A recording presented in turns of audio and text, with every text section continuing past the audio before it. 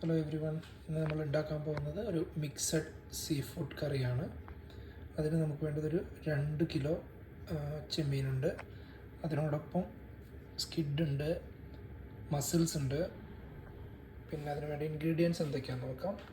ഒരു 3 ടൊമാറ്റോ, 2 വലിയ chilli cut ചെയ്തത്, പിന്നെ സ്പ്രിംഗ് ഒനിയൻ ഒരു 2 എണ്ണം, പിന്നെ കുറച്ച് കറി ലീവ്സ്, പിന്നെ ഒരു 3 സവോള സ്ലൈസ് ചെയ്തെടുത്തത്, ഒലിവ് ഓയിൽ,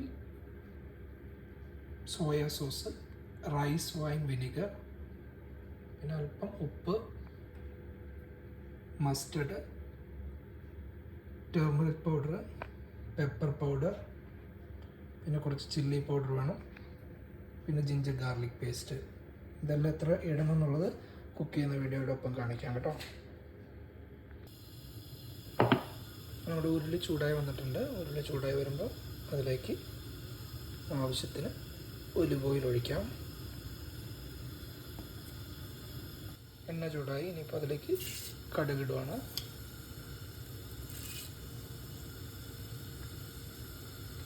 കടുക് പൊട്ടിക്കഴിഞ്ഞാൽ അതിലേക്ക് ഒരു പിടി കറിവേപ്പില ഇടാം. കറിവേപ്പിലയോടൊപ്പം തന്നെ നേരത്തെ അരിഞ്ഞു വെച്ച സ്പ്രിംഗ് ഒനിയൻ,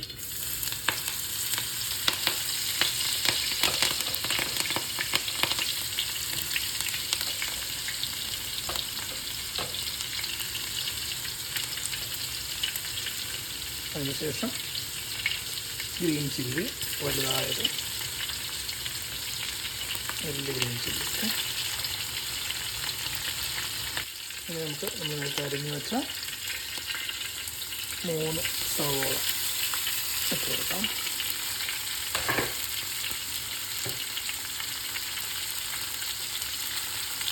അതിനുശേഷം കുറച്ച് ഉപ്പ്.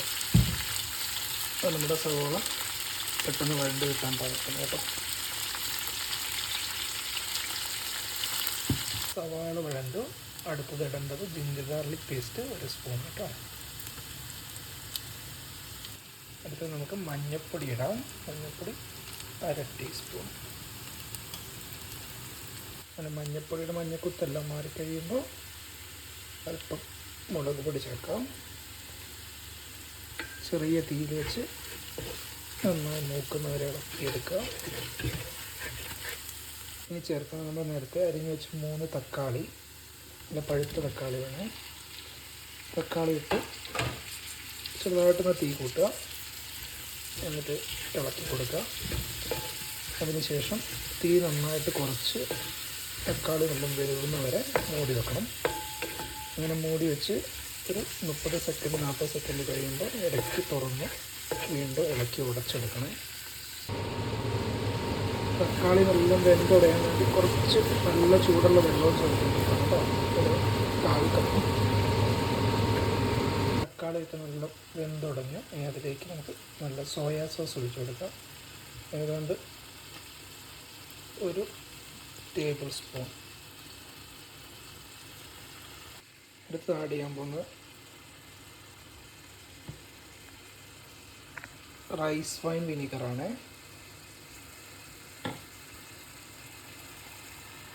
അതും 1 ടേബിൾ സ്പൂൺ. എന്നോട് ഒഴിച്ച് തീ അധികം വേണ്ട, നന്നായി കുറച്ച് തീയിൽ ഒന്ന് ഇളക്കുക. ഇളക്കി നമ്മൾ മിക്സ് ചെയ്തിട്ട് ഉപ്പൊക്കെ പാകത്തിനുണ്ടോ എന്ന് ചെക്ക് ചെയ്യണം. അത് കഴിഞ്ഞ് നമ്മൾ നമ്മുടെ സീ ഫുഡെല്ലാം കൂടെ ഇതിലേക്ക് ഇടുക. ഉപ്പ് ആഡ് ചെയ്തു. എല്ലാ ഫ്ലേവറും കൂടെ ഒന്ന് നല്ല സ്മൂത്ത് ആവാൻ വേണ്ടിയിട്ട് കുറച്ച് പഞ്ചസാര അതിൽ ആഡ് ചെയ്ത് കൊടുക്കാം. വീണ്ടും അതിലേക്കൊരു 1/2 കപ്പ് വെള്ളം ഒഴിക്കുകയാണേ.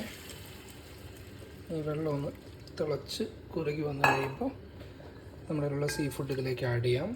സീ ഫുഡ് ഓൾറെഡി കഴുകി റെഡിയാക്കി വെച്ചിരിക്കുന്നതാണ്. കൂടാതെ ഞാൻ മേടിച്ചത് കുക്ക്ഡ് ആയിട്ടുള്ളതാണ്. അപ്പോൾ ഈ ഗ്രേവി സെറ്റാക്കി കഴിഞ്ഞാൽ പിന്നെ അതിലൊന്ന് ഇട്ട് ചെറുതായിട്ട് ചൂടാക്കി എടുക്കേണ്ട കാര്യമുള്ളൂ. അങ്ങനെ നമ്മുടെ ഗ്രേവി സെറ്റായി നല്ല വെട്ടി തിളച്ചുകൊണ്ടിരിക്കുകയാണ്. അതിലേക്ക് നമ്മുടെ സീ ഫുഡ് ആഡ് ചെയ്യാൻ പോകണം. ഓക്കെ.